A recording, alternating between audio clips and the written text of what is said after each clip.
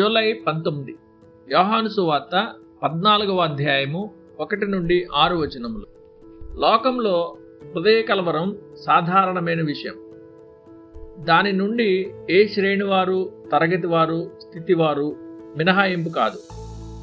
దాన్ని ఏ గుంజలు, గడియలు లేదా బోల్టులు, తాళాలు వెలుపల ఉంచలేవు.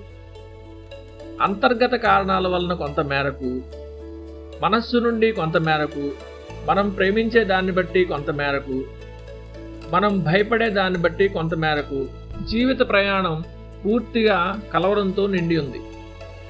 కృప మరియు మహిమకు మధ్యలో ఉత్తమమైన క్రైస్తవులు కూడా చేదు పాత్రలను తాగాల్సి ఉంటుంది. అతి పరిశుద్ధులు కూడా లోకం కన్నీళ్ల లోయ అని కనుగొంటారు.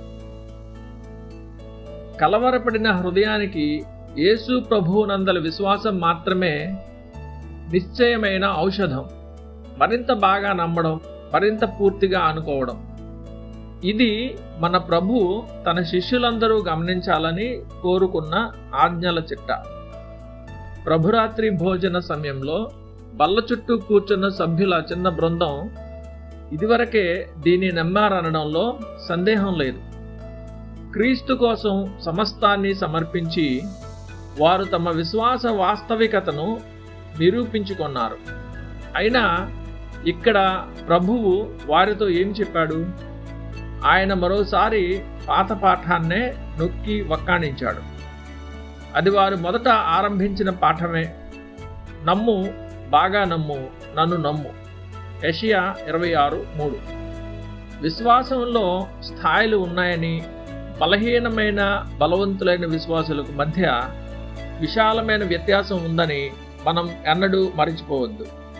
ఒక వ్యక్తికి క్రీస్తులో రక్షించే ప్రయోజనానికి అతి బలహీనమైన విశ్వాసం సరిపోతుంది కనుక దాన్ని తృణీకరించవద్దు. కానీ బలమైన విశ్వాసం వల్లే అది అంతర్గతంగా వ్యక్తికి ఆదరణ ఇవ్వదు.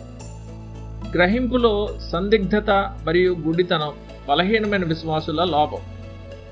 ఏమి నమ్ముతారో, ఎందుకు నమ్ముతారో వారికి స్పష్టంగా కనపడదు. అలాంటి సందర్భాలలో విశ్వాసం ఒక్కటే అవసరమైనది.